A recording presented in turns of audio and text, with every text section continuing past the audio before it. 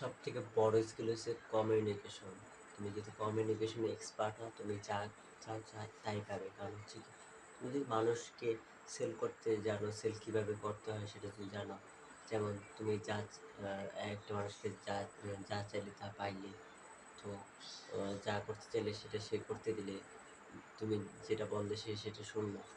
তো কমিউনিকেশন সবথেকে একটা ভালো স্কিল যেটা সবার থাকা উচিত। তো তুমি যদি কমিউনিকেশনে এক্সপার্ট হতে চাও, তাহলে তোমাকে আমি কিছু 3টা টিপস দেবো, যেগুলো তুমি ফলো করলে আশা করি তোমার কমিউনিকেশন আরও বেটার হবে, আরও ভালো হবে। তো প্রথম টিপসটা হলো, তুমি কমিউনিকেশনের চেষ্টা করবে তুমি আই কন্টেন্ট মেনটেন করার।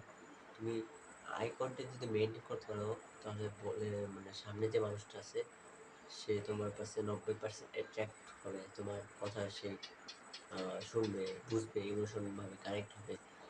তো তুমি ট্রাই করবা আই কন্টেন্ট মেনটেন করা। তোমার যদি আই কন্টেন্ট মেনটেন করতে সমস্যা হয়, তাহলে তুমি এখানে তাকায় কথা বলবা, একদম মাঝখানে, কপালের মাঝখানটা, নাকের উপরে, এখানে তাকায় কথা বললে তোমার আর কি সমস্যা হচ্ছে না, তো চোখের দিক তাকায় থাকতে।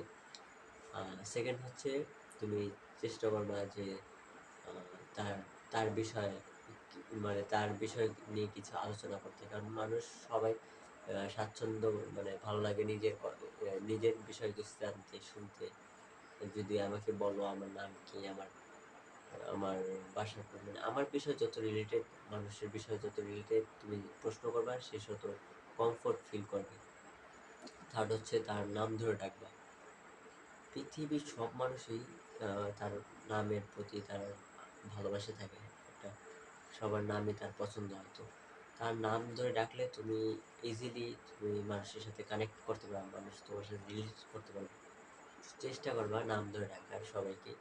তো বড় ছোট যারা আছে তাদেরকে তো বড় ভাই বা ছোট ভাই এরকম স্নেহ করে ডাকবা, তাহলে মানুষ তোমার সাথে রিলেট করতে পারবে। তো এগুলো টিপস ফলো করলে তোমার মনে হয় অনেকটাই কমিউনিকেশন আগের থেকে বেটার হবে।